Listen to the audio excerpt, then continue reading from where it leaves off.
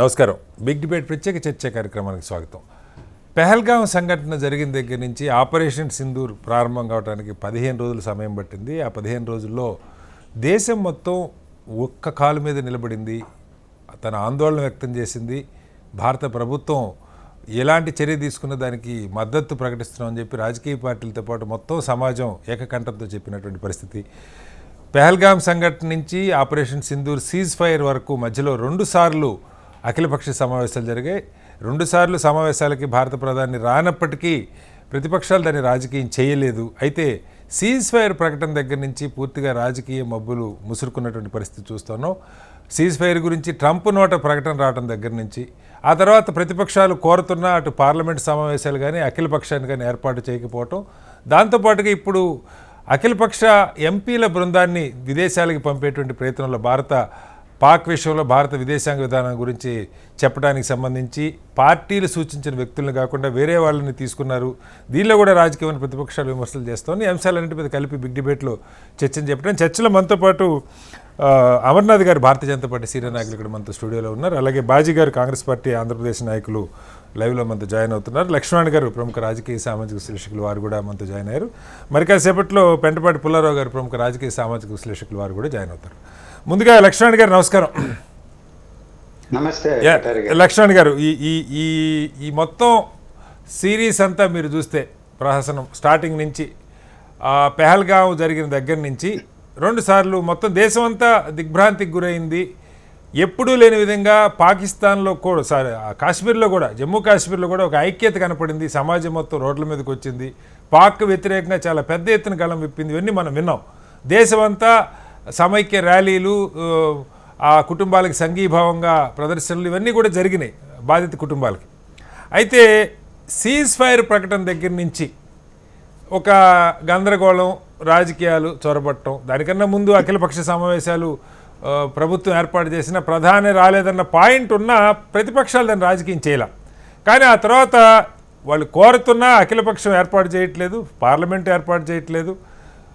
ఇప్పుడు అఖిలపక్ష బృందాలని విదేశాలకు పంపే దానిలో కాంగ్రెస్ పార్టీ 4గురిని సూచించింది. 4గురిలో ఒక్కళ్ళని కూడా తీసుకోలేదని చెప్తా ఉన్నారు. 4గురు పేర్లు, వాళ్ళు సూచించిన పేర్లు కాకుండా వేరే పేర్లు తీసుకున్నారు. వ్యక్తుల పేర్లోకి వెళ్ళట్లేదు. అలాగే టీఎంసీ ఒక పేరు సూచిస్తే ఆయన కాకుండా వేరే వాళ్ళని తీసుకున్నారు. తర్వాత సరే అది ఇష్యూ అయింది, మళ్ళీ తిరిగి నేను వెళ్ళట్లేదని చెప్పారు. అంటే దీనిలో ఇది పార్టీలు రాజకీయం కాకుండా ప్రభుత్వం మంచైనా చెడైనా ప్రభుత్వంతో ప్రతిపక్షాలు సమాజం ఉన్నప్పుడు ఇక్కడ రాజకీయం ఎవరు మొదలు పెట్టారు, ఎందుకని ఇది రాజకీయ రంగు పులుముకుంటున్నట్టుగా అనిపిస్తుంది? కటారి గారు, మీకు ఇతర పెద్దలకు ప్రేక్షకులకు నమస్తే. ఓకే.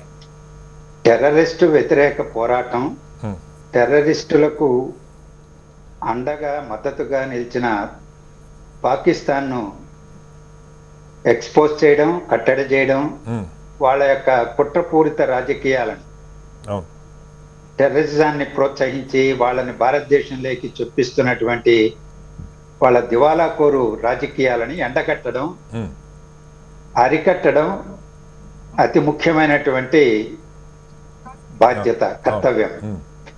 ఆ విషయంలో కేంద్ర ప్రభుత్వానికి రాజకీయ పార్టీలన్నీ, పాలక ప్రతిపక్ష పార్టీలు, మతాలకు రాజకీయాలకు అతీతంగా దేశ ప్రజానీకం ప్రాంతాలకు అతీతంగా స్పందించారు, వెన్నుదన్నుగా నిలిచారు. ఎప్పుడైతే పహల్గాంలో 26 మందిని అమాయక పర్యాటకుల్ని ఉగ్రవాదులు పొట్టన పెట్టుకున్నారో, ఒక ఉద్రేకపూరితమైనటువంటి ఆవేశంతో కూడినటువంటి నిర్ణయమే కాదు, దేశభక్తితో మిళితమైనటువంటి నిర్ణయం అది. దేశ ప్రజలు ప్రభుత్వానికి మనం మద్దతుగా నిలవాలి, టెర్రరిజాన్ని మట్టి గరిపించాలి అని. దాని తర్వాత మీరు ప్రస్తావించినట్టుగా 2 సమావేశాలు నిర్వహించిన ప్రధానమంత్రి గారు దానికి హాజరు కాకపోయినా రాజకీయ పార్టీల నాయకులు హాజరయ్యారు, వారి అభిప్రాయాలు చెప్పారు. వారి దృష్టికి తీసుకొచ్చినటువంటి అంశాలను కూడా బహిర్గతం చేయలేదు. అవును, కరెక్టే. ఈ పాయింట్ వాళ్ళ దృష్టికి ఏమొచ్చినా ఎవరు బయటకు వచ్చి మాట్లాడలేదు, మేము ప్రభుత్వానికి సంఘీభావం తెలిపామని మాత్రమే చెప్పారు. ఎస్. కానీ తర్వాత దశలో చూస్తే ప్రభుత్వమే చాలా విషయాలు దాచిపెట్టింది అనే పరిస్థితి ఇప్పుడు మనకు కనిపిస్తా ఉంది. ఓకే. ఎందుకు ఈ మాట అనాల్సి వస్తుందంటే, విదేశాంగ మంత్రి జయశంకర్ గారు దాడి చేయడానికి ముందే మేము పాకిస్తాన్కి మెసేజ్ పెట్టాం, ఉగ్రవాదుల శిబిరాల మీదనే దాడి చేయబోతున్నాం, సివిలియన్స్ మీద కానీ మిలిటరీ క్యాంపుల మీద కానీ చెయ్యము అని ముందుగానే చెప్పామనే మాట ఆయన నోట గుండానే వచ్చింది. అలాగే ట్రంప్ గారు 2 రోజుల పాటు మేము సంప్రదింపులు చేసి మా అధికారులు భారత్ పాకిస్తాన్ను ఒప్పించడం జరిగింది సీజ్ ఫైర్ కి అని ఒక్కసారి ఏదో నోరు జారి చెప్పడం కాదు, పదే ఆయన ఆ విషయాన్ని చెబుతున్నారు. ఒకానొక దశలో వాణిజ్య ఒప్పందాలను కూడా పెండింగ్ లో పెడతాం, అవేయన్స్ లో పెడతామనే హెచ్చరిక కూడా పరోక్షంగా చేశామనే మాట కూడా చెప్పారు. కాశ్మీర్ విషయం గడచిన 1000 సంవత్సరాలుగా ఉన్న సమస్య అని ప్రస్తావన చేసినట్టుగా వచ్చింది. అంటే ఇవన్నీ అత్యంత వివాదాస్పదమైనటువంటివి. ఎందుకంటే భారతదేశ సార్వభౌమత్వానికి, భారతదేశ ఔన్నత్యానితో ముడిపడినటువంటిది. సిమ్లా ఒప్పందంతో పాకిస్తాన్కు మనకు సిమ్లాలో జరిగినటువంటి ఒప్పందానికి 1972లో చేసుకున్న దానికి భిన్నమైనటువంటిది. కాశ్మీర్ విషయంలో ఆయన ఎవరు మాట్లాడడానికి? ఈరోజు కాశ్మీర్ భారతదేశంలో అంతర్భాగమని పదే మనం చెబుతున్నాం, దాంతో చర్చ లేదు ఎవరితో అని పునరుద్ఘాటించడం జరుగుతున్నది. ఆ పూర్వరంగంలో అమెరికా అధ్యక్షుడు కావచ్చు, ఆయన దేశానికి ఆయన అధ్యక్షుడు గాని మన దేశానికి కాదు కదా, లేదా ప్రపంచానికి కాదు కదా, ఆయనకి ఎవరు ఆ అధికారం ఇచ్చారు? బహుశా సంప్రదింపులు చేసుంటే నేను ఇక్కడ ఆ ప్రస్తావన చేయాలి, మోడీ గారితో గాని ఇతరులతో గాని అధికారుల స్థాయిలో గాని అమెరికా వాళ్ళు ఈ సీజ్ ఫైర్ సంబంధించి ఏ స్థాయిలో ఎలాంటి సంప్రదింపులు చేసినా వాటిని ఆల్ పార్టీ సమావేశాల్లో ప్రస్తావన చేశారా, చెప్పారా అంటే చెప్పలేదనేదే మనకు అర్థమవుతున్నది. అందువల్ల దాచిపెట్టినటువంటి మనస్తత్వంతో కేంద్ర ప్రభుత్వం వ్యవహరించింది కానీ ప్రజలు గాని రాజకీయ పార్టీలు గాని జవాబుదారీతనంతో బాధ్యతగా దేశభక్తితో సహకరించారు అనేది మనం ముందు గమనించాలి. దాంతోపాటుగా సార్ ఇప్పుడు కీ పాయింట్ మన ముందుకు వస్తున్న పాయింట్, సరే దాని గురించి కూడా వద్దాం, సెకండ్ రౌండ్లో వద్దాం. మీరు అంటగా అఖిలపక్ష బృందాలను పంపేదానిలో పార్టీలు సూచించిన వాళ్ళు కాకుండా ప్రభుత్వం వేరే నిర్ణయం తీసుకుంది, అందుకడికి పార్టీలను అడగటం ఎందుకని ఒక చర్చ కూడా నడుస్తుంది. దాని మీద సెకండ్ రౌండ్లో మాట్లాడుతుంది. మనతో పుల్లారావు గారు కూడా జాయిన్ అయ్యారు. పుల్లారావు గారు నమస్తే. నమస్కారం. పుల్లారావు గారు, ఇప్పుడు మనం ఈ పహల్గామ్ సంఘటన జరిగిన తర్వాత ఆపరేషన్ సింధూర్ ప్రారంభమయ్యేదాకా దేశంలో పార్టీల మధ్య కూడా ఎప్పుడూ లేనంత ఐక్యత, ఏ ఒక్క పార్టీ ఇంక్లూడింగ్ ఎంఐఎంతో సహా ఎవ్వరూ భిన్నమైనటువంటి వాయిస్ ఇవ్వాల. ప్రభుత్వం ఏ చర్య తీసుకున్నా మేము కట్టుబడి ఉంటామని చెప్పి బలంగా చెప్పారు. నిజంగానే ఆ రకంగానే కట్టుబడ్డారు. అన్నీ ర్యాలీలు చేశారు, సంఘీభావం ఇవన్నీ జరిగినాయి. కానీ సీజ్ ఫైర్ దగ్గర నుంచి మనకి సమస్యలు వస్తూ ఉన్నాయి. ఎందుకు ఆ సీజ్ ఫైర్ ప్రకటన ట్రంప్ నోటి నుంచి వచ్చింది? ఆ తర్వాత ప్రతిపక్షాలు పదే అడుగుతున్నా పార్లమెంట్ కాకపోయినా కనీసం అఖిలపక్షం ఎందుకు పెట్టలేదు? ఇప్పుడు అఖిలపక్షంగా ఎంపీల బృందాన్ని విదేశాలు పంపాలనుకున్నప్పుడు పార్టీలను అడగటం ఎందుకు? వాళ్ళు ఇచ్చిన లిస్టులు కాకుండా వేరే వాళ్ళని వాళ్ళు చూజ్ చేసుకోవటం ఎందుకు? ఇది డెమోక్రసీలో పార్టీల, ఇప్పుడు ఏ పార్టీలో ఎవరు విఘ్నులో, ఎవరు మేధావులో ఎవరు డిసైడ్ చేయాలి? మా పార్టీకి సంబంధించి మీరు ఎట్లా డిసైడ్ చేస్తారు, మేం కదా అనేది మమ్మల్ని అడగటం ఎందుకు ఆ మాత్రానికని ఒక విమర్శ వస్తూ ఉంది. ఈ మొత్తం విషయాల్లో ఎందుకు అఖిలపక్షం పెట్టట్లేదు? ప్రతిపక్షాలు అది కూడా అడుగుతున్నాయి. కనీసం అఖిలపక్షం పెట్టి కోర్స్ ఆఫ్ యాక్షన్ ఇది, మనం మన విధానాన్ని ఈ దేశాలకు చెప్దాం అనుకుంటున్నాం, సో కాబట్టి మీరు అందరూ సహకరించండి, మీ ఎంపీలను ఇవ్వండి, అందరం కలిసి టీంకి వెళ్దాం, అఖిలపక్ష బృందంగా వెళ్దాం, ఈ చర్చ రాలేదు.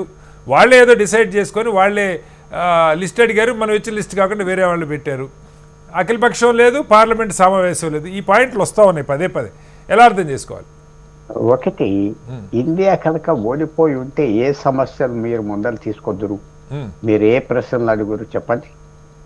ఆ పరిస్థితి ఉత్పన్నం కాదు. అది ఎంత మమ్మల్ని పేరెంటానికి పెళ్ళికి ఇలా పిలిచారు, ఇన్విటేషన్ అలాగే ఇవ్వాలి, ఇంటికి వచ్చి పిలవలేదు, ఎవరితోనో కార్డు పంపించారు, వాళ్ళు డప్పులు వేసుకుని రాలేదు, ఇంటి మీదకి పిలవలేదు, నేను రాను. ఓకే, విన్నాం కదా, కొత్త మనకి అనుకుందాం. ఓకే, అలాగే ప్రతిపక్షాలు అలాగంటే ఇదంతా 1948లో 1948లో కశ్మీర్ కేసు ఎవరు రిప్రజెంట్ చేశారు యునైటెడ్ నేషన్స్ లో, మీకు తెలుసా తెలీదా? చెప్పండి. షేక్ అబ్దుల్లా. ఓకే, తర్వాత కొన్ని రోజులు వ్యతిరేకం తిరిగాడు, కానీ నెహ్రూ ప్రభుత్వం ఆ డిస్కషన్తో అతను ఇక్కడ ఉంటేనే మంచిది అని అతను పంపించారు యునైటెడ్ నేషన్స్ కి. అతను వేరే మాట్లాడలేదు, చాలా గట్టిగా మాట్లాడేది, భారతదేశంతో ఎందుకు వెళ్ళాలి కశ్మీర్. ఇదంతా చాలా చిన్న విషయాలు. అఖిల పక్షం పిలవాలి, మాట్లాడాలి. కాదు సార్, అఖిల పక్షం పిలవాలి అన్నది కాదు పుల్లారావు గారు. సార్ ఒక మాట నేను చెప్తా వినండి. చిన్న విషయం అయినప్పుడు ప్రభుత్వం ఎందుకు చేసింది? ఆపరేషన్ సింధూర్ ప్రారంభానికి ముందు ఎందుకు అఖిలపక్షం పిలిచారు? ఒక ఐక్యత తీసుకురావడం కోసం కాదా?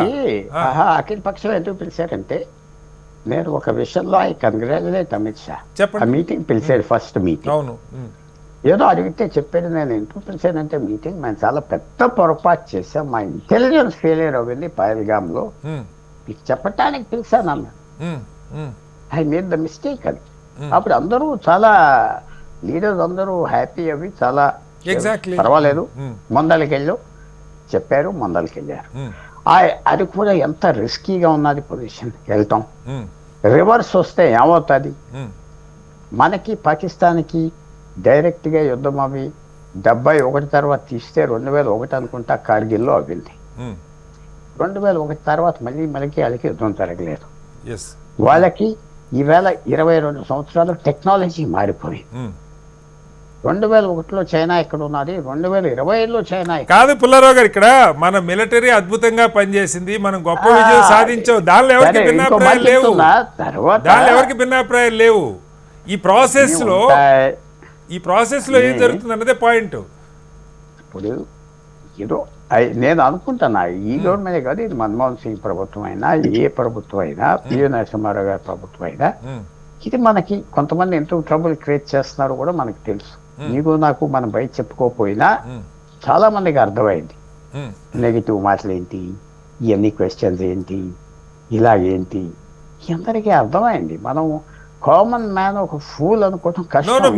మీకేం అర్థం అని చెప్పండి సార్. ఇప్పుడు ప్రధాని 2 అఖిల పక్షాలకి రాకపోవటం, ఇప్పుడు రాకపోతే రాడు, అది కాదు, రాకపోతే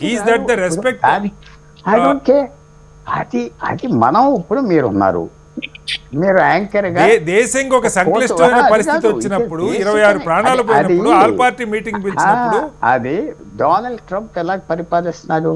ఓకే, వాళ్ళకి ఎవరికి మర్యాద లేదు. రోజు వచ్చి ప్రెస్ కాన్ఫరెన్స్ లో మొత్తం కేబినెట్ కూర్చోవాలి, రోజు మాట్లాడుతూ ఉంటాడు, అది నవ్వాలి, తప్పట్లు కొట్టాలి, అతని పద్ధతి అది. సో ట్రంప్ ని మోడల్ గా తీసుకున్నామంటే చర్చలు గొడవ కాదు, మంచి మోడల్ కాదు. ఎవరు మనం కొద్దిగా ఇప్పుడు ఉన్నారు, స్టాలిన్ ఉన్నారు, ఆయన పద్ధతి ఆయన మితి భాష మాట్లాడు. సో మనం మేజర్ ఇష్యూ ఏంటంటే, వీళ్ళు వెళ్ళిన వాళ్ళు, సెలెక్ట్ అయిన వాళ్ళు చాలా కేపబుల్ పీపుల్. వాళ్ళకి పరీక్ష పెట్టారా? ఎవరు డిసైడ్ చేస్తారండి? వాళ్ళందరూ ఎక్సెప్ట్ చేస్తారు. అట్లాంటప్పుడు మీరు మీ పార్టీ నుంచి వీళ్ళని ఇవ్వండి అని అడగొచ్చు డైరెక్ట్ గా.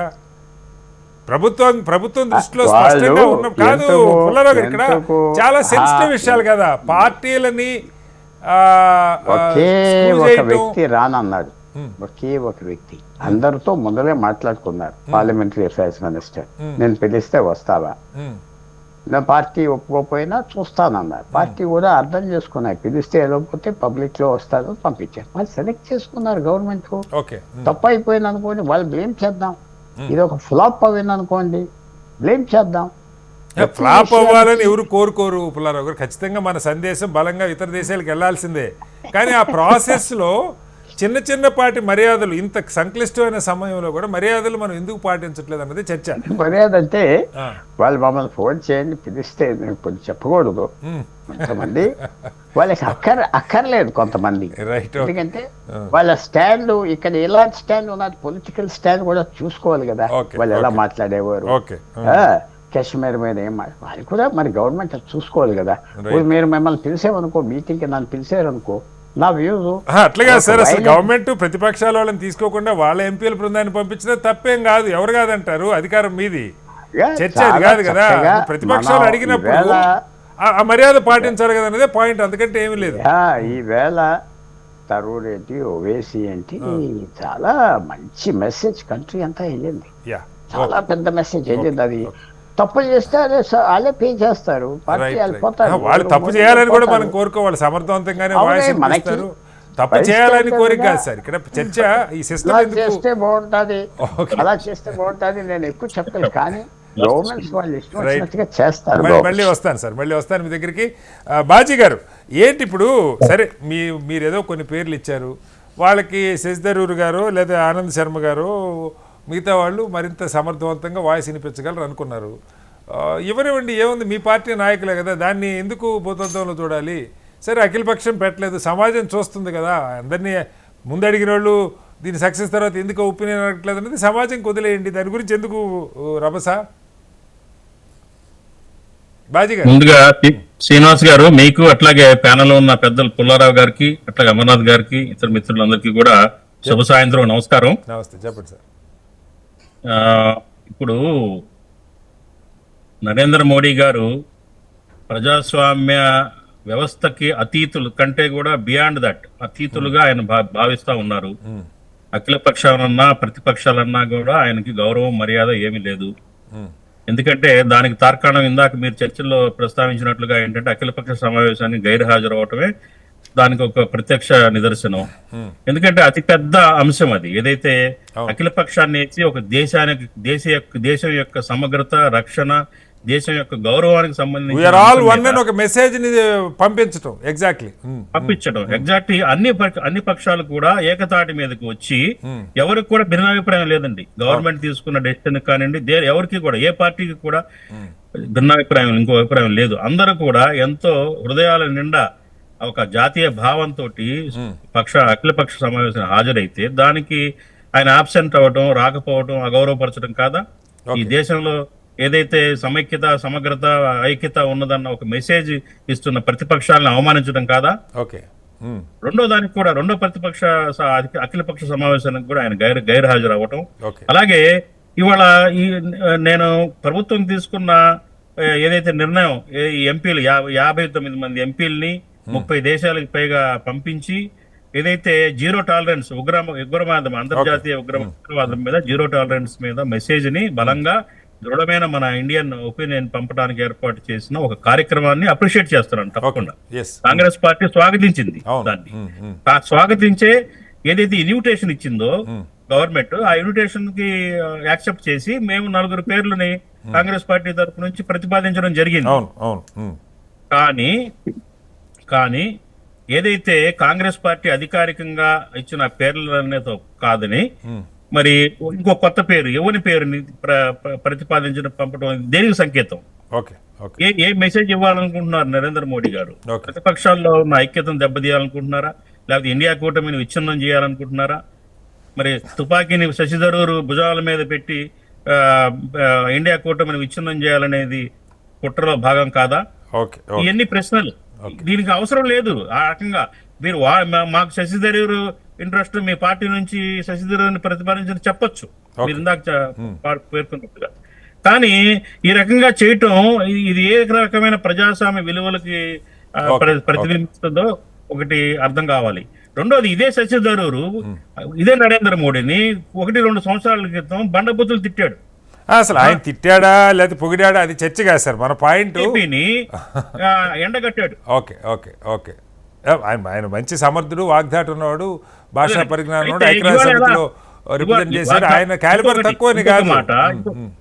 నేను క్యాలిబర్ గురించి మాట్లాడలేదండి, క్యాలిబర్ గురించి మాట్లాడలేదు. సడన్ గా అభిప్రాయాలు ఒకప్పుడు తీవ్రంగా విమర్శించిన మనిషి ఇవాళ మన నరేంద్ర మోడీని పొగుడుతున్నాడు, నరేంద్ర మోడీని లేదా ప్రభుత్వాన్ని అప్రిషియేట్ చేస్తున్నాడు అనే ఉద్దేశంతో ఆయన ఎంపిక చేశారా? రైట్, ఓకే, ఏ కారణం చేత ఎంపిక చేశారో సమాధానం చెప్పాల్సిన బాధ్యత ఉంది కదా. Right sir. మళ్ళీ ఆయన ఒక్కడే కదా, మొత్తం 4 పేర్లు మీరు ఇచ్చిన 4 కాకుండా 4 కొత్తవి వచ్చింది. మనీష్ తివారీ గారు, శశి థరూర్, అమర్ సింగ్ అండ్ సల్మాన్ ఖుర్షిద్ 4 కొత్త పేర్లే తీసుకున్నారని చెప్తా ఉన్నారు. ఒకసారి మనం అది ఏ రకంగా పార్టీని, కాంగ్రెస్ పార్టీని అవమానించడం కాదా? ఓకే, ఓకే, ఎక్కడ ప్రజాస్వామ్య విలువలు పాటిస్తా ఉన్నాము?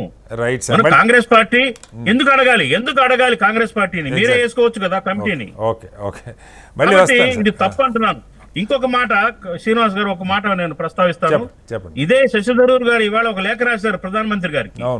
తన యొక్క వాక్చాతుర్యము, భాషా పటిమ, ఆంగ్లం మీద ఉన్న పట్టు, ఐక్యరాజ్య సమితితో ఉన్న అనుబంధాలు వల్ల నన్ను ఎంపిక చేశారు. నేను సంక్లిష్టమైన ఆంగ్ల భాషతోటి నేను మాట్లాడతాను, సంక్లిష్టమైన ఆంగ్ల భాషను నేను వివరిస్తాను ప్రపంచ దేశాలకు వెళ్ళి అని ఒక లేఖ రాశారు, కృతజ్ఞతలు తెలియజేసుకుంటూ. అంటే ఇప్పటి వరకు కూడా మరి ఇంటర్నేషనల్ అఫైర్స్ లో మాట్లాడడానికి వెళ్ళిన ప్రధానమంత్రి నరేంద్ర మోడీ గారు ఆంగ్ల భాషలో సరిగ్గా మాట్లాడలేకపోయారా? ఈయన వెళ్ళి చేస్తారని నమ్మి ఇచ్చారా ఈయనకి అవకాశం? రైట్ అండి, అది సరే. నేను ఆయన భాషా ప్రావీణ్యం ఆయన లేఖ గురించి నేను ప్రస్తావిస్తాను. శశి థరూర్ గారిని ఎంపిక చేసినందుకు నేను క్రిటిసైజ్ చేయట్లా, కానీ అది ఒక పద్ధతి మన చర్చ పద్ధతి మీదే. మళ్ళీ వద్దాం మీ దగ్గరికి, మళ్ళీ వస్తాను సార్. అమర్నాథ్ గారు, ఇక్కడ ఏం లేదు, నేను దీనిలో పూర్తిగా మీరు కూడా చూస్తుంటారు, అన్ని ఛానల్స్లో కూడా, దేశంలో ఏ ఛానల్ కూడా డిబేట్లో కూడా ఆ 15 రోజులు ఆపరేషన్ సింధూర్ సీజ్ ఫైర్ అయ్యేదాకా నాకు గుర్తుండి ఏ ఒక్కళ్ళు కూడా దానికి భిన్నంగా మాట్లాడాలి, ఇంక్లూడింగ్ టీవీ ఛానల్స్ కానీ మీడియా కానీ. సరే, ఎవరో సోషల్ మీడియాలో రకరకాలు ఉండదు, మొత్తం దేశం అంతా పార్టీలు ఎవరు వచ్చినా, మీలాగా ఎవరు వచ్చినా కూడా అంతా ఒకే లైన్లో ప్రభుత్వం ఏ నిర్ణయం తీసుకున్నా, అలాగే ప్రభుత్వం కూడా సైన్యం ఆ త్రివిధ దళాధిపతులకు అప్పగించాం, వాళ్ళు ఏ నిర్ణయం తీసుకున్నా వీఆర్ విత్ దెమ్ అని చెప్పారు. చర్చ 2 పాయింట్లు కీలకంగా ఎందుకు మళ్ళీ వస్తుందంటే, 2 అఖిల పక్షాలు ప్రభుత్వమే కాల్ఫర్ చేసింది. సరే, ఒకసారి ఏదైనా వీలు కాలేదు, ఏదో బీహార్ పర్యటనకి వెళ్ళారు ప్రధాని అన్నారు. అంటే ఇక్కడ వీళ్ళంతా ఒక స్థాయి, నాది ఒక స్థాయి అని చెప్పటం, ఎందుకు ప్రధాని హాజరు కాకూడదు, ఎందుకు ఆ ఐక్యతను చూపించకూడదు అన్నదానికి అప్పుడు అడగటం భావ్యం కాదు. అప్పుడు ఒక యుద్ధ వాతావరణంలో ఇప్పుడు కూడా ప్రతిపక్షాలు లేదా సమాజం, మీడియా ప్రశ్నించదని ఎందుకు అనుకోవాలి మనం? నెంబర్ 1. నెంబర్ 2, సీజ్ ఫైర్ ప్రకటన ట్రంప్ నోటి నుంచి వచ్చింది మనకంటే ముందుగా. దాని మీద అందరూ అడుగుతున్నారు, ఆయనకి ఎలా తెలిసింది? ఆయన నోటి దూవలు ఉండొచ్చు, మాట్లాడుతుండొచ్చు, బట్ ఆయనకు ముందు ఎలా తెలిసింది? మనకి సమాజంకి, భారత సమాజంకి పాకిస్తాన్ కంటే ముందు ఆయనకి ఎలా తెలిసింది? ఆయన ఎలా ప్రకటిస్తారు? ఈ ప్రశ్నల మీద దేశంలో అత్యున్నత ఇది పార్లమెంట్ని ఏర్పాటు చేయమని కోరుతా ఉన్నారు. సరే, దానికి టైం పడుతుంది అనుకుందాం. మీరు ముందు కాల్ఫర్ చేసినట్టే ఒక అఖిలపక్షం అన్న పెట్టండి, ఏం జరిగింది, ఎందుకు సీజ్ ఫైర్ తీసుకున్నాం మనం, అది చెప్తే బాగుంటుంది కదా. మీరే కాన్ఫిడెన్స్లో తీసుకున్నారు. వాళ్ళు మీరు పెట్టకపోయినా చేయగలిగింది ఏముండదు, ముందు పెట్టకపోయినా మీరు పెట్టారు కాబట్టి మళ్ళీ ఇంకోసారి పెట్టండి సీజ్ ఫైర్ తర్వాత అంటా ఉన్నారు. అది జరగల. తర్వాత కోర్స్ ఆఫ్ యాక్షన్ కొత్తది తీసుకున్నారు. ఇప్పుడు ఎంపీలు పంపాలి విదేశాలకు మన విధానం చెప్పడం కోసం. ఆ విధానం మీద కూడా కాస్త లోతుగా అందరితో చర్చించవచ్చు. ఏం పాయింట్లు చెప్తే బాగుంటుంది, టెర్రరిజానికి వ్యతిరేకంగా మనం అంతా కలిసి పనిచేస్తా ఉన్నామని అడగవచ్చు. ఇవేవీ జరగకుండా పోక వాళ్ళు ఇచ్చిన లిస్ట్ కాకుండా వేరే లిస్ట్ నుంచి ఇచ్చి మొత్తం అంత గందరగోళం జరుగుతూ ఉంది. దీనిలోంచి రాజకీయం ఎందుకు మనం ఏరుకోవాలన్న పాయింట్ అంతే. చెప్పండి. మొదటగా ప్యానెల్లో ఉన్న మిత్రులకు, పెద్దలకు, అట్లాగే మన ప్రేక్షకులకు మీకు నమస్కారం అండి. ఈరోజు అత్యంత వీర్యంతో మన భారత ఆర్మీ అండ్ త్రివిధ దళాలు చేసిన ఆపరేషన్ సింధూర్ అద్భుతమైన విజయం సాధించిన సందర్భంగా వాళ్లకు శతకోటి వందనాలు తెలియజేస్తూ, ఎందుకంటే ఇటువంటి ఒక ప్రిసైజ్ రీస్ట్రెంట్ బేస్డ్ అటాక్ ఎప్పుడైతే ప్రపంచ దేశాలలో జరుగుతున్నదో ప్రపంచానికి ఒక మెసేజ్ వెళ్తుంది. భారత ఆర్మీ అంటే దాని యొక్క దమ్మేంది, భారత త్రివిధ దళాల యొక్క టెక్నాలజీ ఏంది, న్యూ ఏజ్ వార్ఫేర్లో మనకున్న డామినెన్స్ ఏంది అనేది ప్రపంచానికి వాళ్ళు ఒక అద్భుతమైన మెసేజ్ ఇవ్వడంలో భారతదేశము, భారత ఆర్మీ, త్రివిధ దళాలు, ప్రభుత్వం, ఎందుకంటే దాన్ని లీడ్ చేసిన నాయకుడు నరేంద్ర వెళ్తుంది, బరాబర్ వెళ్తుంది. అయితే ఇక్కడ మీరు అడిగిన సందర్భాన్ని చూసినట్టయితే ఇప్పుడు అఖిల పక్షాన్ని ఏ విధంగా పిలిచాలి, లేకుంటే పిలిచినప్పుడు ఏ విధంగా మాట్లాడాలి అనేది అక్కడ ప్రయారిటీ కాదు. ఆ రోజు అత్యంత ప్రయారిటీ ఏంటంటే త్రివిధ దళాల అధిపతులతో కూర్చోవడము, మాట్లాడడం. ఎందుకంటే హూ హ్యాస్ టు సీ, ఇక్కడ there is a saying, buck stops where in India, it stops at prime minister's cabin. So when the buck stops at that person's cabin, so he has to take the decision. ఇక్కడ decision ఎవరు తీసుకోవాలో ఆ వ్యక్తి, మిగతా ఎవరైతే దానికి feedback ఇస్తారో, ఎవరైతే వారికి సంబంధించిన ఆ గ్రౌండ్ రిపోర్ట్ తీసుకొని కన్సాలిడేట్ చేసి ఎవరైతే ఖచ్చితమైన వ్యూహాత్మకమైన నిర్ణయం తీసుకోవాలో వాళ్ళకి అందుబాటులో ప్రధానికి టైం లేదంటారు 2 సార్లు కూడా టైం లేక నేను చెప్పట్లేదు. త్రివిధ దళాల అధిపతులే పదే పదే మీడియాలో వచ్చిన ఆ క్లిప్పింగ్స్ చూపిస్తూ వాళ్ళే చెప్పారు, మేము ఇవాళ పొద్దున 6 o'clock కలుస్తున్నారు. మొదటి అఖిలపక్షం అప్పుడు ప్రధాని బీహార్ లో ఒక సమావేశం అఖిల పక్షాలు జరిగినప్పుడు కూడా ప్రధానమంత్రి కలవకపోవడము అనేది ఒక స్ట్రాటజిక్ గా వీళ్ళని కలవకుంటే మనం యుద్ధం గెలుస్తామనో లేకుంటే ఇంకేదో బెనిఫిట్ అవుతుంది అనేది కాదండి. అక్కడ ఏంటంటే ఎస్ భారతీయ జనతా పార్టీ వైపు నుంచి రాజ్నాథ్ సింగ్ గారు అఖిల పక్షాన్ని లీడ్ చేస్తారు, ప్రభుత్వం వైపు నుంచి. ఇక్కడ అఖిల పక్షం అంటే పార్టీల గురించి మాట్లాడుతున్నాం కదా మనం, ప్రభుత్వం గురించి కాదు. సో పార్టీల వైపు నుంచి రాజ్నాథ్ సింగ్ గారు భారతీయ జనతా పార్టీని రిప్రజెంట్ చేస్తున్నారు. అట్లాగే ప్రభుత్వం మిగతా పార్టీల నుంచి వివిధ పెద్దలు రిప్రజెంట్ చేశారు. ఇప్పుడు మీరు అడిగిన 59 మంది ఎంపీలలో కూడా వాళ్ళు సమర్థులు అని ప్రభుత్వము, పార్లమెంటరీ శాఖ మంత్రి కిరణ్ రిజిజు గారు అందరితో మాట్లాడి ఒక్కరితో కాదు, he clarified that he spoke with more than 100 MPs personally. 100 మందితో నేను మాట్లాడి వాళ్ళ సందర్భాన్ని బట్టి వాళ్ళకున్న. ఇప్పుడు ఇక్కడ నేను ఒక సేయింగ్ చెప్తానండి, నేను చెప్పిన ముందు దీన్ని కంప్లీట్ చేద్దాం. ముందు వీళ్ళకు దీనికి వచ్చే ముందు ఇప్పుడు ప్రధాని ముందు రాలేదు, రెండో సమావేశానికి రాలేదు. మీరు అన్నారు ఒక మెసేజ్, ఒక అద్భుతమైన మనం రెస్టారెంట్తో చేసిన ఇది దేశానికి ప్రపంచానికి వెళ్తుంది. ఇండియాలో ఒక ఆల్ పార్టీ మీటింగు, మొత్తం ఐక్యతని చాటే మీటింగ్కి 2 సార్లు ప్రధాని హాజరు కాకపోవటం ఇక్కడున్న రాజకీయాలు ప్రపంచానికి తెలియజెప్పదా అది? అంటే ఐ డోంట్ థింక్ సో అండి. అంటే మీరు దాన్ని చాలా పెద్ద భూతద్దం నుంచి చూస్తున్నారని నేను అనుకుంటున్నాను. ఆల్ పార్టీ మీటింగ్ గురించి మనం ఏ సందర్భంలో ఎవరు కూడా, అంటే ప్రపంచ దేశాల అధినేతలు ఎవరు కూడా ఆల్ పార్టీ మీటింగ్ లో ప్రధానమంత్రి మోడీ గారు రాలేదు కాబట్టి అసలు ఇది పద్ధతే కాదు ఇది అని ఎవరు మాట్లాడరు. అంటే it is not that preferable. ఆ టైంలో మామూలు టైంలో పార్లమెంట్ జరుగుతున్నప్పుడు ఏదో ఒక ఆర్థికపరమైన అంశం గురించో లేకుంటే సామాజిక పరమైన అంశం గురించో అఖిలపక్షం జరిగినప్పుడు ప్రధానమంత్రి రాకుంటే మీరు చెప్పొచ్చు. కానీ అక్కడ ప్రయారిటీ ఏంది, దాన్ని వారు హై ప్రయారిటీ ఐటమ్ కింద వారు తీసుకున్నారు. అది వారి యొక్క విఘ్నత, వారి యొక్క వ్యూహానికి వదిలిపెట్టాలి, ఎందుకంటే ఆయన ప్రధానమంత్రి కాబట్టి. అయితే రెండో పాయింట్ నేను వస్తున్నాను ఇక్కడ, దయచేసి అర్థం చేసుకోండి శ్రీనివాసరావు గారు. Even a slightest miss spell, even the slightest misdeed and misword will become a biggest tool in the hands of our enemy అని నేను చెప్పిన మాట కదా. ఇందిరాగాంధీ గారు 1971 వార్ కన్నా ముందు చెప్పారు. ఈరోజు పార్లమెంటు కానీ ఇంకొక చోట కానీ అందరితో మాట్లాడిచ్చారు అనుకోండి, ఏం జరగవచ్చు? Can you control all these people? You cannot control, nobody can control, because భారతదేశంలో బాబాసాహెబ్ అంబేద్కర్ గారు ఇచ్చిన వాక్ స్వాతంత్రం అందరికీ ఉంది, ఎవరైనా మాట్లాడతారు. ఎవరైనా, నేను మీకు ఒక ఎగ్జాంపుల్ చెప్తా. మే 11వ తారీఖు DGISPR అహ్మద్ షరీఫ్ ఒక పెద్ద ప్రెస్ మీట్ పెట్టి దానిలో కొన్ని వీడియోలు ప్లే చేశారు. దానిలో ఫస్ట్ వీడియో ఎవరో తెలుసా?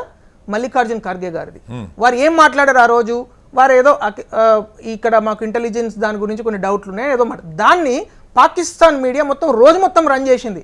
అంటే ఏందండి, ఒక చిన్న అప్పుడు ఎవరు భారతీయ జనతా పార్టీ కార్యకర్తలుగా నాయకులు ఎవరు కూడా మల్లికార్జున్ ఖర్గే గారు దేశద్రోహి అనలేదు, అనము కూడా. ఎందుకు?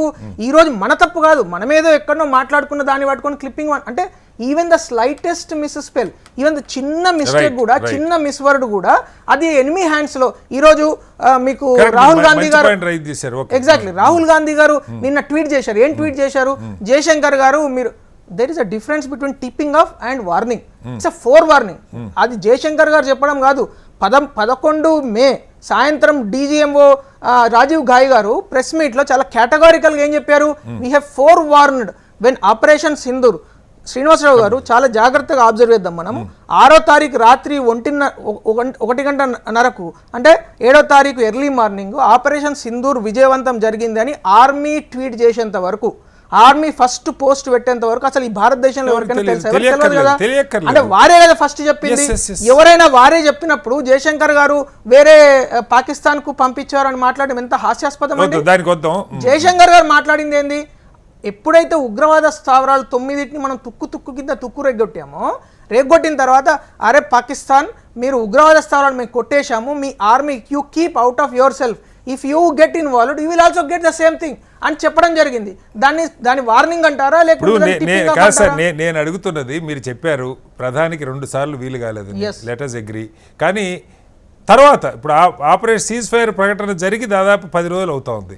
ఇప్పటిదాకా మళ్ళీ రాహుల్ గాంధీ గారు మీరు అబ్జర్వేషన్ లేదో, if I'm not wrong April 28వ తారీఖు 27వ తారీఖు రాహుల్ గాంధీ గారు ప్రధానమంత్రి మోడీ గారు ఇద్దరే సౌత్ బ్లాక్ లో కూర్చొని దాదాపు 45 నిమిషాలు మాట్లాడుకున్నారు. వాళ్ళిద్దరేనా మీకు? వాళ్ళిద్దరే అది కాదు సార్, అట్లా ఆల్ కాదండి. పార్టీ నేను ప్రతిపక్షాలు డిమాండ్ చేస్తున్నది నేను అడుగుతున్నా. ప్రతిపక్షాలలో ఇండి సపోజ్ సో కాల్డ్ ఇండి గఠబంధన్ ఉన్నది అని అనుకోని ఇప్పుడు ఇండి గఠబంధన్ అనుకో లీడర్ ఆఫ్ ఆపోజిషన్ అన్న లీడర్ ఆఫ్ ఆపోజిషన్ మాట్లాడారా లేదా? ఇప్పుడు ఇక్కడ మీరు అడిగిన ప్రశ్నలో ఖచ్చితంగా అందరికీ చెప్పాల్సిన బాధ్యత ప్రభుత్వం మీద ఉంది. ప్రభుత్వం చెప్పడానికి అన్ని రకాల ప్రయత్నం చేస్తున్నాయి. ఎందుకంటే ఇది మిలిటరీ వ్యూహాలు, మిలిటరీకి సంబంధించిన ఆపరేషన్ కాబట్టి న్యాచురల్గా డీజీఎంఓ చెప్పడం ద్వారా, లేకుంటే ఫీల్డ్ మార్షల్ మన ఆర్మీ అడ్మైరల్ జనరల్ కానీ తర్వాత ప్రమోద్ గారు, సో వీళ్ళు మాట్లాడడం అనేది సర్వసహజము. మాట్లాడితే చాలా క్లారిటీ కూడా వస్తుంది కాబట్టి అట్లాగే మాట్లాడుతూ ఉన్నప్పుడు చాలామంది రిపోర్టర్స్ తర్వాత మీడియా వాళ్ళు చాలా క్వశ్చన్లు అడిగినప్పుడు కొన్ని క్వశ్చన్స్ వాళ్ళు చాలా క్లియర్గా ఏం చెప్పారు, ఇది ఆపరేషనల్ డీటెయిల్స్, ఇది ఈ సందర్భంలో అంటే ఇక్కడ మనము ఆపరేషన్ సింధూర్ కంక్లూడ్ అయిపోయి మొత్తం అయిపోయి 1 సంవత్సరం తర్వాత 6 నెలల తర్వాత మాట్లాడాల్సిన కాదు సార్. ఇప్పుడు విలేకరులు అడిగిన ప్రశ్నలకి మిలిటరీ ఆఫీసర్ సమాధానం చెప్పాలి. Trying to link this basically అంటే ఆపరేషనల్ డీటెయిల్స్ చెప్పడం ద్వారా పాకిస్తాన్కో లేకుంటే ఇంకో దేశానికో లాభం జరుగుతుంది కాబట్టి మనం ఇక్కడ చర్చించుకోవట్లేదు, అంతేగాని మీకు చెప్పకపోవడం మా ఉద్దేశం కాదని వారు చెప్పారు. అదే స్టాండ్ భారత ప్రభుత్వంది కూడా. ఈరోజు అందరి ఎంపీలకు అన్ని సీక్రెట్లు చెప్పాల్సిన అక్కర లేదు. ఇక్కడ పార్లమెంటు సమావేశం పెట్టము అని కూడా ఇప్పటివరకు ఎవరు చెప్పలేదు. ఆ సందర్భాన్ని బట్టి ఖచ్చితంగా పెడతాం. ఎందుకంటే now we are in a situation where operation Sindoor on a pause stage, not is a concluded stage. Sir మీరు అది రన్నింగ్ లో ఉన్నప్పుడు కూడా పెట్టారు. నేను స్టేటస్ చెప్తూ ఒకసారి పెట్టారు, అది మొదలయ్యాక కూడా ఒకసారి పెట్టారు. Parliamentary session parliament all party meeting మీరు ఏ స్థాయికి ఎక్స్ప్లెయిన్ చేయాలంటే ఆ స్థాయికి ఎక్స్ప్లెయిన్ చేస్తారు. వివరాలు మీరు చెప్పక్కర్లేదు. వై యూ టుక్ 10 days అని అడుగుతా ఉన్నా నేను. తర్వాత ఆపిన తర్వాత 10 రోజులు ఎందుకు ఆపారు? ఆల్ పార్టీని ఇప్పుడు మళ్ళీ ఎంపీల బృందాన్ని పంపాలనుకున్నప్పుడు మీరు ఇందాక చెప్పారు ఒక మిస్పెల్ కూడా కాకూడదని చెప్పి. సరే, శశిధర్ గారు అద్భుతంగా మాట్లాడతారు, ఆయన తీసుకున్నారు అనుకుందాం. అలా మీరు తీసుకోవాలన్నప్పుడు మీరే పిక్ చేసుకోవచ్చు, పార్టీలు అడగక్కర్లేదు. పార్టీలు అడిగితే అక్కడి నుంచి టీఎంసీ నుంచి యూసఫ్ పఠాన్ని మీరు పిక్ చేసుకున్నారు, వాళ్ళు ఇచ్చిన వాళ్ళు కాకుండా. యూసఫ్ పఠాను శశిధరూర్కి పోల్చగలుగుతాం, క్రికెట్ ప్లేయరు, ఆయనకి ఏం నాలెడ్జ్ ఉందో తెలియదు, టీఎంసీ పెట్టింది గెలిచింది. బాగా మాట్లాడతాడు కాదు సార్. అరే ఇప్పుడు వీళ్ళు మాట్లాడతారు, బాగా తింటారు, బాగా మాట్లాడతారు. కాదు పుల్లారావు గారు, ఇక్కడ మనం వాళ్ళ క్వాలిటీస్ ని నిజంగా ఇది అవమానం. ప్రజాస్వామ్యంగా ఎన్నికైన వాళ్ళలో ఒకళ్ళు క్యాలిబర్ ఉన్నోళ్ళు ఒకళ్ళు క్యాలిబర్ లేని చెప్పడం కూడా నా ఉద్దేశం కాదు. ఎగ్జాక్ట్లీ. సో మన ఉద్దేశం వాళ్ళని కంపేర్ చేయడం కానప్పుడు ఆ టీమ్స్ యొక్క మెయిన్ ఇంపార్టెంట్ మోటివ్ ఏంది, ఆ దేశాలకు వెళ్ళి మన యొక్క స్టాండ్ ఏంది, పాకిస్తాన్ ఏ విధంగా ఉగ్రవాదాన్ని పదే పెంచి పోషిస్తున్నది, పాకిస్తాన్ ఎట్లాంటి దారుణాలు. నేను మిమ్మల్ని అడుగుతాను, టీఎంసీలో మగువ మైత్ర అద్భుతంగా మాట్లాడుతుంది నా దృష్టిలో పార్లమెంట్ లో, ఎందుకు మగువ మైత్ర అని మీరు పిక్ చేసుకోలేదంటే మాట్లాడడం ఉద్దేశం కాదు సార్, మన వైపు మాట్లాడాలి. అంటే మన వైపు కాకుండా మగువ మైత్ర పాకిస్తాన్ వైపు 100%. అరే వాళ్ళ క్యారెక్టర్ కూడా మీరే జడ్జ్ చేస్తారు, వాళ్ళ క్యారెక్టర్ కూడా మీరే జడ్జ్ చేస్తారు. కేసు ఉంది సార్, సో ఇక్కడ మీరు పైన డబ్బులు తీసుకొని శ్రీనివాసరావు గారు ఆమె పైన డబ్బులు తీసుకొని క్వశ్చన్లు అడిగింది పార్లమెంట్. కాదు కేసు ఉంది, కేసు పంపిస్తారా? కేసు శిక్ష పడలేదు. నా పాయింట్ ఏంటంటే వాళ్ళ మాట్లాడే క్యాపబిలిటీతో పాటు వాళ్ళ క్యారెక్టర్ కూడా డిసైడ్ చేస్తారు. ప్రభుత్వ ఉద్యోగంలో ఉన్న ఒక టీచర్ నే సస్పెండ్ అయితే వెంటనే సస్పెండ్ చేస్తారు. పార్లమెంట్ సస్పెండ్ కాలేదు, she still in the parliament, but ఆమె సస్పెండ్ కాలేదు. For information, case is going on. Case going on అయితే నేరస్తులను మీరే డిసైడ్ చేసేస్తారా? నేరస్తులకు సంబంధం లేదు sir. The moment case is registered, she has to be under surveillance. Right sir, మళ్ళీ వస్తాను. లక్ష్మణ్ గారు, ఇక్కడ మీరు వింటా ఉన్నారు అంటే ప్రభుత్వం పార్టీలను అడగటం దేనికి, చర్చ ఏంటంటే పార్టీలను అడగటం దేనికి, వాళ్ళు ఇచ్చిన లిస్టులను పక్కన పెట్టి మనకు కావాల్సిన లిస్టుని మనం చూజ్ చేసుకోవడం దేనికి. లేదు ప్రభుత్వం మంచి ఉద్దేశంతో వీళ్ళు అద్భుతంగా ప్రజెంట్ చేయగలరు అనుకుంటే అదే చెప్పొచ్చు పార్టీలుగా, అయ్యా మీ పార్టీ నుంచి నలుగురిని అడుగుతున్నాం, వీళ్ళు బాగా ప్రజెంట్ చేస్తారు, మాకు విశ్వాసం ఉంది, వీళ్ళని పెడతామంటే కాదని ఎందుకంటారు? దీన్ని ఈ ప్రాసెస్ని ఎలా అర్థం చేసుకోవాలి లక్ష్మణ్ గారు? అతారి గారు, భారతదేశం పార్లమెంట్ సభ్యుల బృందాన్ని వివిధ దేశాలకు ఎందుకు పంపిస్తాం? మౌలికమైనటువంటి ప్రశ్న. ఈరోజు భారత ప్రధానమంత్రి గాని, రక్షణ మంత్రి గాని, విదేశాంగ మంత్రి గాని, అధికారులు గాని, విదేశాంగ కార్యదర్శి గాని ఏం చెప్పారు? ఆక్రమిత కాశ్మీర్ సమస్య చర్చ, ఉగ్రవాదం చర్చ, సింధు నదీ జలాలకు సంబంధించిన చర్చ. ఓకే. ఈ 3 మినహాయించి కాశ్మీర్ అనేది సమస్యే కాదు. ఓకే. వీటిపైన ఒక స్పష్టమైనటువంటి వైఖరితో భారతదేశ వాణి ప్రపంచ దేశాల్లో వినిపించాలి. ఇవాళ ఈ అంశాలపైన ప్రపంచానికి సంబంధించిన అంతర్జాతీయ మీడియాకి కానీ వివిధ దేశాల నేతలకు కానీ ఒక రకమైనటువంటి అభిప్రాయాలు వాళ్ళకు ఉన్నాయి. ఈరోజు సింధు నదీ జలాల ఒప్పందమే తీసుకోండి. మనం దాడి జరగగానే మన వాళ్ళని చంపేశారని మనం చాలా వైల్డ్ గా రిలేట్ న్యాయం చేశారు, సస్పెండ్ చేస్తున్నామని. అది చర్చకు వచ్చింది అనుకోండి, ఏం చెప్తారు? అలాగే ఉగ్రవాదానికి సంబంధించిన భూస్థాపితం చేసే దాని మీద మీ కార్యాచరణ ప్రణాళిక ఏంటి చెప్పండి అని ఎవరన్నా అడిగారు అనుకోండి, ఒక మీడియా పర్సన్ లేకపోతే ఒక దేశ ప్రభుత్వాన్ని ప్రతినిధి అడిగారు అనుకోండి, ఏం చెప్తారు? సార్, ప్రధానమంత్రి మోడీ గారు చాలా కేటగారికల్ గా చెప్పారు. ఏం చెప్పారు? Any act of no sir, let me complete. వారు ఏం చెప్తారు అంటే జస్ట్ 10 seconds. వారు చెప్పిన దానికే నేను చెప్తాను. ప్రధానమంత్రి మోడీ గారు 6 పాయింట్లు 22 నిమిషాల స్పీచ్ లో చాలా చక్కగా వివరించారు. అదే చెప్పాలి, అది మన స్టాండ్ సార్, అది భారతదేశం యొక్క స్టాండ్. అది ఏం చెప్తారు? వేరే ఏమైనా చెప్పేది ఉంటే అట్లా చెప్తారు కాబట్టి వాళ్ళు పంపించలేదు. ఏం చెప్తాము? వాటినే వినడం కోసం వాళ్ళు ఆడ మన కోసం ఎదురు కూర్చొని ఉంటారు. వాళ్ళకున్న అభిప్రాయాలను ప్రశ్నలు కూడా వాళ్ళకున్న డౌట్లు కూడా అడుగుతారు కదా సహజంగా. చెప్పేది మన చేతిలో ఉంటుంది కదా. మన దేశ ప్రయోజనాలని, మన దేశం యొక్క ఐక్యంగా ఉన్నటువంటి స్టాండ్ ని సమర్థవంతంగా వినిపించాలి. ఇవాళ 5 విమానాలను కూల్చేశారని, రాఫెల్ విమానంతో సహా కూల్చేశారని చర్చ అంతర్జాతీయ సమాజంలో మీడియాలో జరుగుతుంది. ఫ్రాన్స్ నుంచే ఒక రిపోర్టర్ ఇన్వెస్టిగేట్ వెలికి తీసుకొచ్చాడని. మరి అటువంటి వాటిని అడుగుతారా వాస్తవమా కాదా అని చెప్పాలి కదా. డొనాల్డ్ ట్రంప్ ముందుగా ప్రకటించాడు, నేనే చొరవ చేసి దాన్ని ఆపించాను, సీజ్ ఫైర్ అణుయుద్ధం రాకుండా నివారించానని ఆయన చెప్తున్నాడు. వాస్తవమేనా అని ఇంటర్నేషనల్ మీడియా అడుగుతుంది. ఏ సమాధానం చెప్తారు? ఈ రోజు అందుకనే ఇవి అంతర్జాతీయ సమాజం ముందుకు వెళ్లే ముందు, ఇతర దేశాల దగ్గరికి వెళ్ళేటప్పుడు భారతదేశంలో ఉన్నటువంటి ఏకాభిప్రాయం రాజకీయ పార్టీల మధ్య తీసుకురావడం ముందు షరతు. దానికి ప్రయత్నం ఎందుకు చేయలేదు? ఈ రోజు కాంగ్రెస్ పార్టీని మీరు అడిగారు, కాంగ్రెస్ పార్టీని కొన్ని పేర్లు ఇచ్చింది. మీరు అడగకుండా ఉండాల్సింది, డెమోక్రసీని గౌరవించినప్పుడు అడిగినప్పుడు వాళ్ళు ఇచ్చిన పేర్లు సెలెక్ట్ చేసుకోవాలి. ఇవాళ ఆనంద్ శర్మ గారు శశిధర్ కంటే తక్కువే కాదు ఆయన నా దృష్టిలో. నేను ఏఐఎస్ఎఫ్ జనరల్ సెక్రటరీగా ఉన్నప్పుడు, నేషనల్ జనరల్ సెక్రటరీగా ఉన్నా, ఆయన యూత్ కాంగ్రెస్ ప్రెసిడెంట్. మేము మాస్కో ఫెస్టివల్ కలిసి వెళ్ళాం. వీళ్ళందరూ ఇప్పుడు గౌరవ్ గొగోయ్, నాసిర్ హుస్సేన్, అమరీందర్ సింగ్ వీళ్ళు ఎవరు తక్కువ వాళ్ళేం కాదు సార్. ఎవరు తక్కువైన వాళ్ళని వాళ్ళు సూచించరు కదా. అంతే కదా. ఒక ప్రతిపక్ష పార్టీ ఎవరిని బట్టే వాళ్ళని సూచిస్తుందా? భారతదేశం యొక్క ప్రయోజనాలను పణంగా పెట్టేవాళ్ళు ఆచితూచి మాట్లాడుకుంటా నోరు బారేసుకునేటువంటి వాళ్ళని ఎంపిక చేసి ఇస్తుందా? ఇస్తుందా నేను అడుగుతున్నా. భారతదేశం మీరు అడగకుండా ఉండొచ్చు కదా సార్. ఇస్తుంది అనుకున్నప్పుడు మీరు అడగొద్దు కదా. అడగకుంటేనేమో అఖిలపక్షం పెట్టారు, ప్రధానమంత్రి మీరు అడుగుతారు, ఇచ్చిన వాళ్ళని అవమానిస్తారు. నలుగురు పనికిమాలిన వాళ్ళ మీరు చెప్పండి, వాళ్ళు ఇచ్చిన నలుగురు పనికిమాలిన చెప్పండి. వీళ్ళందరినీ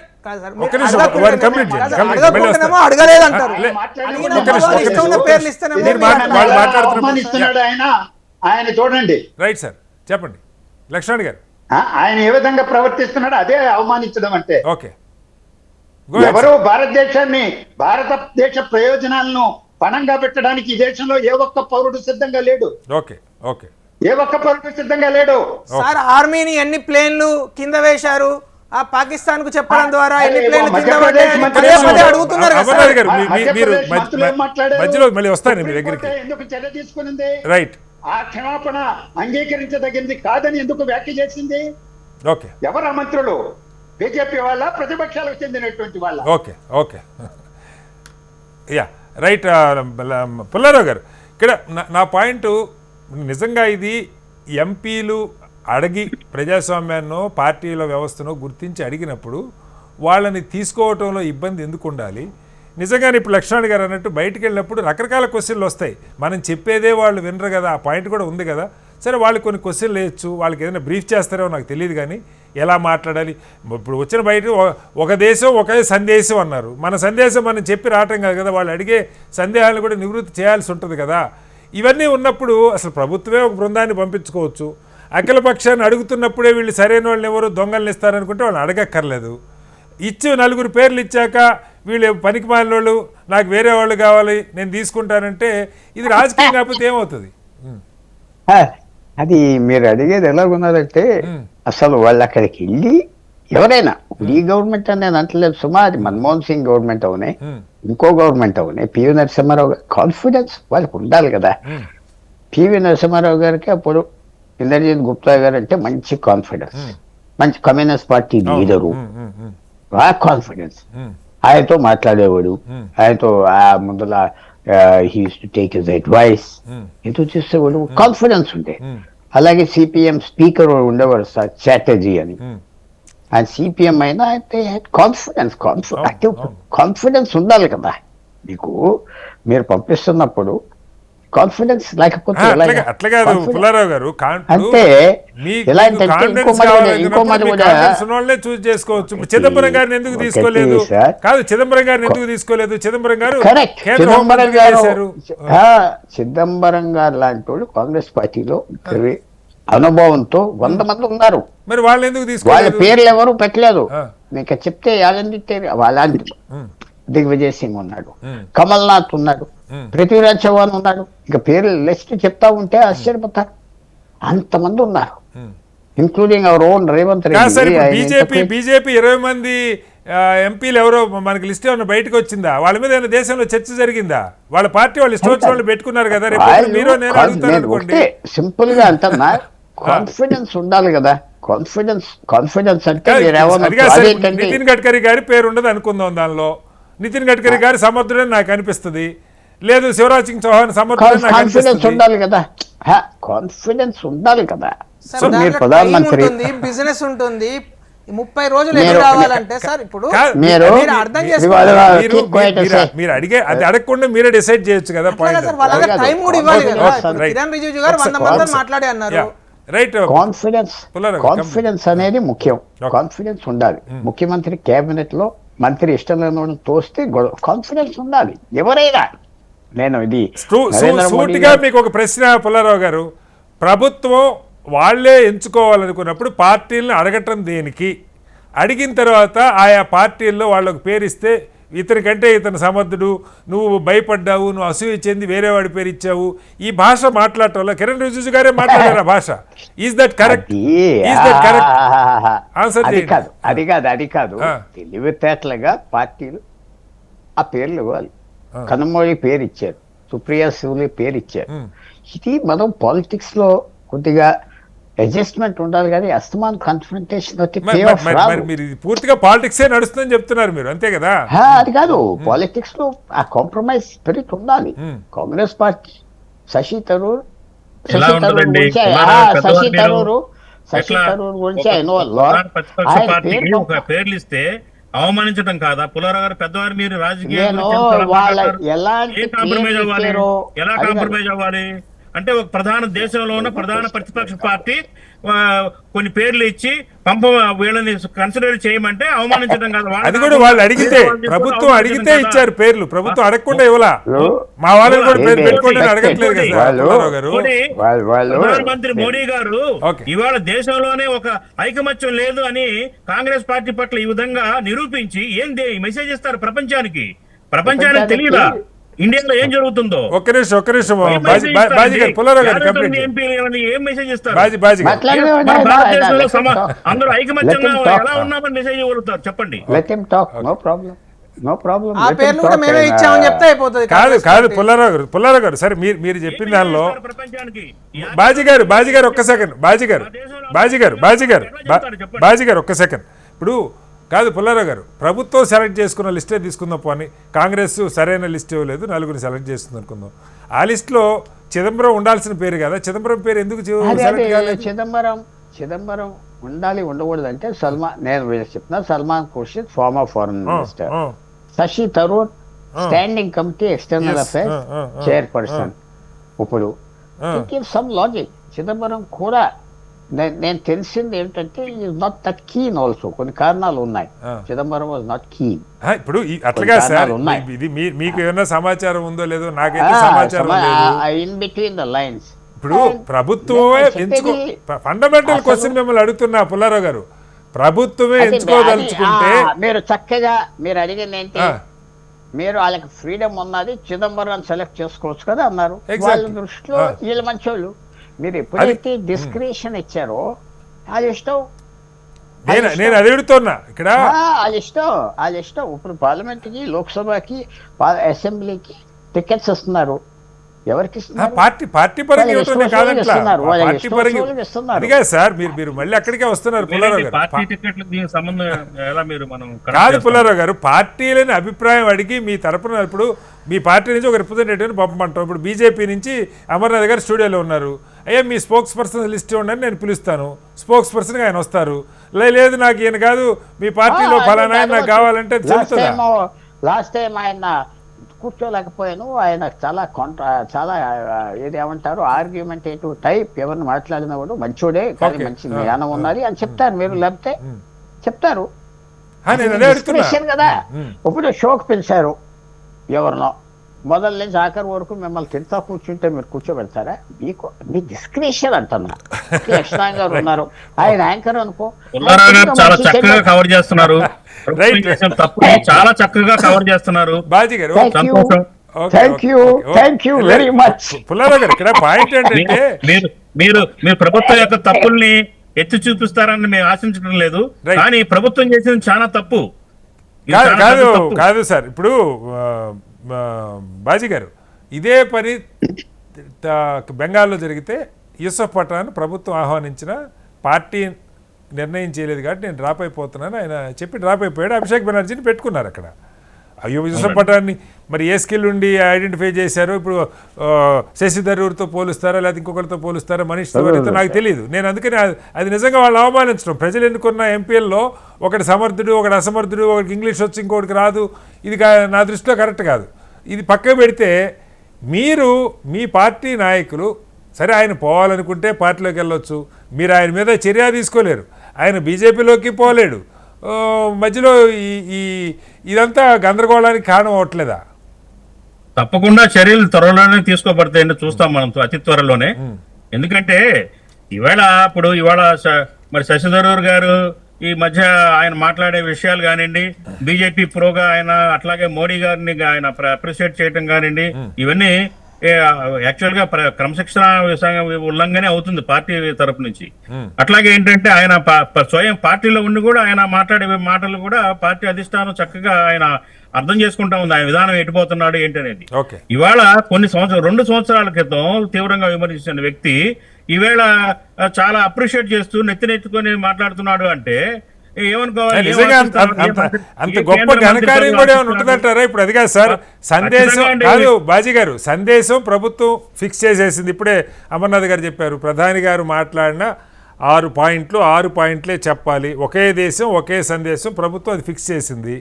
అక్కడ క్వశ్చన్ ఇందాక లక్ష్మణ్ గారు అడిగినట్టు వాళ్ళు ఏదన్నా వాళ్ళ డౌట్లో వాళ్ళ క్వశ్చన్స్ అడిగితే వాటికి మనం ఆన్సర్ చెప్పాలో లేదో కూడా తెలియదు. పెద్ద ఫ్రీడమ్ ఉండి గొప్ప అభిప్రాయాలు, సొంత అభిప్రాయాలు, శశిధర్ గారి సొంత అభిప్రాయాలు అక్కడ ఎక్స్ప్రెస్ చేయడానికి కూడా ఉండదు. ప్రభుత్వం ఏది ఇస్తే అది ప్రజెంట్ చేయాలి, అంతే కదా. ఆబ్వియస్లీ శ్రీనివాస్ గారు, అలాంటప్పుడు 59 మంది వెళ్లాల్సిన అవసరం ఏముంది? ప్రధానమంత్రి గారు, రాజ్నాథ్ సింగ్ గారు ఇక్కడే కూర్చొని ఇంటర్నేషనల్ ప్రెస్ తో మాట్లాడితే అయిపోయింది, వెళ్ళిపోతుంది మెసేజ్. 6 పాయింట్లు ఇక్కడే మాట్లాడొచ్చు, అంత డబ్బు ఖర్చు ఎందుకు? వీళ్ళందరూ 59 మంది వెళ్ళి మళ్ళీ అక్కడ అబాస్పాలు అయిపోతే అదొక అప్రతిష్ట. ఇంటర్నేషనల్ మీడియాకి సరిగ్గా మాట్లాడలేకపోతే ఇందాక లక్ష్మీనారాయణ గారు చెప్పినట్లుగా అదొక అప్రతిష్ట. రాంగ్ మెసేజ్ వెళ్ళే అవకాశం కూడా ఉంటుంది, మిస్ మెసేజ్ అవుతుంది. ఎందుకు ఇక్కడే మాట్లాడుకోవచ్చు. అట్లాగే ఇందాక మరి ఆ బీజేపీ మిత్రుడు చెప్తున్నారు ఏమని, టైం లేదు మోడీ గారికి అఖిల పక్షంలో కూర్చోటానికి. రాజ్నాథ్ సింగ్ చెప్పారు కదా. అసలు రాజ్నాథ్ సింగ్ ఎవరండి? రాజ్నాథ్ సింగ్ రక్షణ శాఖ మంత్రి. ఎవరైతే ఏదైతే త్రివిధ దళాల అధిపతులతో మాట్లాడాలన్నా వాళ్ళతో గైడింగ్ చేయాలన్నా బాధ్యత రాజ్నాథ్ సింగ్, రక్షణ శాఖ మంత్రి. ప్రధానమంత్రికి ఏం పని? ప్రధానమంత్రి అఖిల పక్షం మాట్లాడుకోవచ్చు, కానీ అఖిల పక్షం ఏర్పాటు చేసి ఆ వాళ్ళని అవమానించి ఆయన బీజేపీ మిత్రులు మాట్లాడుతా ఉన్నారు. ఆయన డిఆర్డిఓ వాళ్ళతోటి, తర్వాత ఈ త్రివిధ దళాల వాళ్ళతోటి సూచనలు ఇస్తా ఉన్నారు టైం లేదని. మరి బీహార్ ఎలక్షన్స్ లో బీహార్ క్యాంపెయిన్ కి ఎలా టైం దొరికింది చెప్పండి. బీహార్ టైం వెళ్ళారు కదా ఆయన. టైం అయిపోతుంది. ఇవన్నీ కూడా ఏంటంటే సమర్థించుకునే మాటలేక తప్ప ఏదైతే ప్రభుత్వం చేస్తున్న విధానాలు కరెక్ట్ గా నిరంకుశ ధోరణితోటి మోడీ వ్యవహరిస్తున్నారు. రైట్ సార్, మళ్ళీ వస్తాను. బాగున్నది కదా. కీలకంగా ఒక పాయింట్ ఇందాక లక్ష్మణ్ గారు అడిగారు. నిజమే, ఇప్పుడు మీరు పంపిస్తారు 6 పాయింట్లు ప్రధాని మాట్లాడచ్చు, లేదు మీరు రేపు పొద్దున ఒక సమ్మరీ ఇస్తారనుకున్నాం, ఇవే చెప్పండి అని. వచ్చే క్వశ్చన్లు, సమాజంలో ఉన్న క్వశ్చన్లు, అసలు సీజ్ ఫైర్ ట్రంప్ ఎలా ప్రకటించాడు, ఆయనకు ముందు ఎలా తెలిసింది, లేకపోతే ఇంకా మనకు తెలియని భారత వైపు ఏమి నష్టం జరుగుతుంది. యుద్ధం అన్నాక మన వైపు ప్రాణాలు పోయినాయి, కొన్ని ఆయుధాలు కూడా పోయి ఉండొచ్చు, లేదు కొన్ని యుద్ధ విమానాలు పడిపోయి ఉండొచ్చు. పడిపోకూడదని ఏముంది, యుద్ధం అన్నాక మొత్తం అటువైపు జరగదు కదా, మన వైపు ప్రాణాలు పోయినాయి, కొన్ని ఇవి జరగవచ్చు కదా. ఇవి చెప్పడంలో అభ్యంతరం ఎందుకు ఉండాలి అంటున్నా. అసలు లేనిది ఎక్కడి నుంచి చెప్తాం సార్? ఇప్పుడు పడిపోయిందని చెప్తే మీరు సాటిస్ఫై అవుతారా? కమ్యూనిస్ట్ మిత్రులు సాటిస్ఫై అవుతారా? లేదు మొత్తం 66 రఫేల్ యుద్ధ విమానాలు కింద పడిపోయినాయి, పాకిస్తాన్ అత్యంత శక్తివంతమైన దేశం అని ప్రధానమంత్రి చెప్పాలని కోరుకుంటున్నారు. ఇప్పుడు అట్లాగా సార్, ఇప్పుడు ఫ్రెంచ్ జర్నలిస్ట్ ఎవడో మాట్లాడాడు, పాకిస్తాన్ మీడియా మాట్లాడింది, లేదు రాహుల్ గాంధీ స్టేట్మెంట్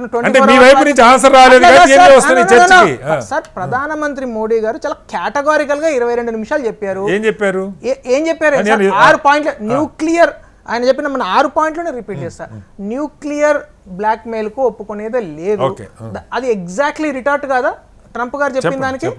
ఇది 100% 2 దేశాల మధ్య బైలాటరల్ రిలేషన్షిప్, బైలాటరల్ డైలాగ్ తోనే జరిగింది అని చెప్పారు. మోడీ గారు 22 నిమిషాల స్పీచ్ లో ఒక్కసారి ట్రంప్ పేరు ఎత్తాడు సార్. ఎందుకు ఎత్తారు చెప్పండి? ఆయన ఎత్తి నేను ఆపాను, నేను బెదిరించాను, వాణిజ్యం ఆపేస్తాను ఆయన చెప్పొచ్చు, కానీ మనం అంటానికి నోరు లేదా? ట్రంప్ ఒక్క 2025లోనే 100 అబద్ధాలు ఆడాడని సిఎన్ఎన్ ఛానల్ ఒక పెద్ద రిపోర్టే ఇచ్చింది. సిఎన్ఎన్ ఛానల్ రిపోర్ట్ మనల్ని అన్నప్పుడు